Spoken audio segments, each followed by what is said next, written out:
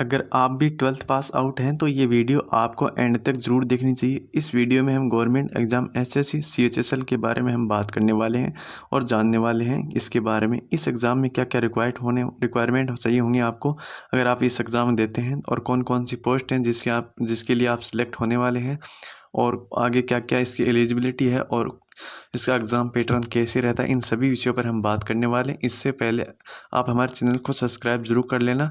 और अब हम बात करते हैं एसएससी के बारे में। एसएससी एक संस्था विभाग है जो कि बहुत सारे गवर्नमेंट एग्ज़ाम करवाता है, जैसे कि CGL, CPO, CHSL, MTS, selection post, GD और स्टेनोग्राफर का।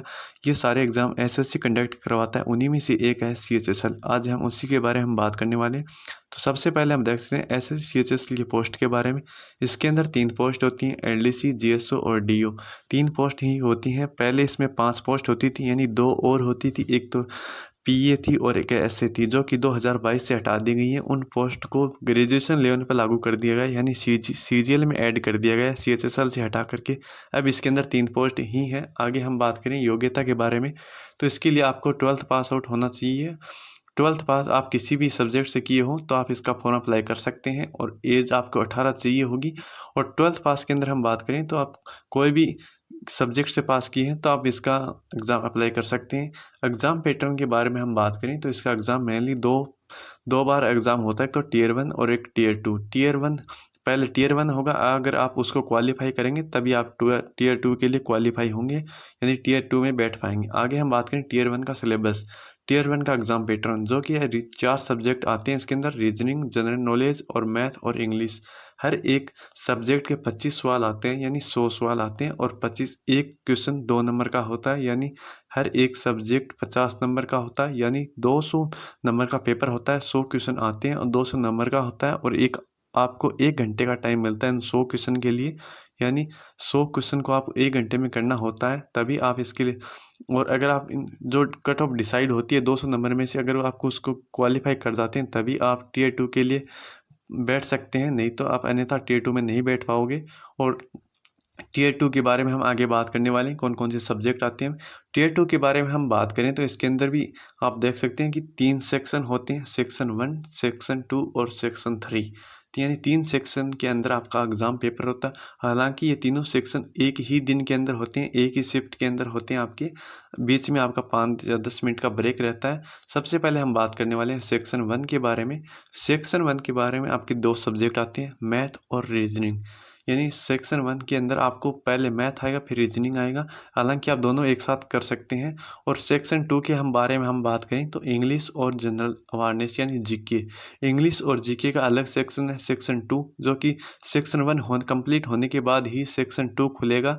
तो इसके अंदर आप देख सकते हैं इंग्लिश और जीके आता है सेक्शन 2 के अंदर, और सेक्शन 1 के अंदर मैथ और रीजनिंग आती है। ये 2 सेक्शन हो गए। आगे एक सेक्शन और है जो कि आगे हम देखने वाले हैं। सेक्शन 1 और सेक्शन 2 आप अच्छे से समझ गए होंगे। सेक्शन 3 की हम बात करें तो इसके अंदर सेक्शन 1 के अंदर कंप्यूटर नॉलेज होता है, जो कि टेस्ट होता है कंप्यूटर के बारे में, और कंप्यूटर के क्वेश्चन आते हैं। और एक आगे आपका स्किल टाइपिंग टेस्ट होता है सेक्शन 3 के अंदर, और टाइपिंग टेस्ट होता है और कंप्यूटर टेस्ट होता है। कंप्यूटर टेस्ट एक अलग ना, जो कि आपको क्वालिफाई करना होता है। इसके नंबर ऐड नहीं होते आपके एग्ज़ाम में, सिर्फ आपको जो कि कट ऑफ डिसाइड होती है उसको क्वालिफाई करके आपको जगह बनानी होती है, यानी क्वालिफाई करना होता है। आगे हम बात करें इनके दोबारा से, सेक्शन 1 में आपका मैथ होती है और रीजनिंग होती है, जो कि सेक्शन 1 करने के लिए आपको 1 घंटे का टाइम मिलता है। मैथ और रीजनिंग के 30-30 सवाल आते हैं। एक सवाल 3 नंबर का होता है, यानी हम बात करें मैथ की तो मैथ टोटल 90 नंबर की होती है और 30 सवाल होते हैं। रीजनिंग भी टोटल 90 नंबर की होती है और 30 सवाल होते हैं, जो कि सेक्शन 1 करने के लिए आपको 1 घंटे का टाइम मिलता है। सेक्शन 2 की हम बात करें तो इंग्लिश और जीके आता है। इंग्लिश के 40 सवाल आते हैं, 3 नंबर का एक सवाल होता है जो कि 120 नंबर की आती है। जीके 20 सवाल होते हैं, एक सवाल 3 नंबर का होता है जो कि 60 नंबर का होता है। और सेक्शन 1 के अंदर आपको 1 घंटे के अंदर 60 सवाल करने होते हैं, और सेक्शन 2 के अंदर आपको भी 1 घंटे के अंदर 60 सवाल करने होते हैं।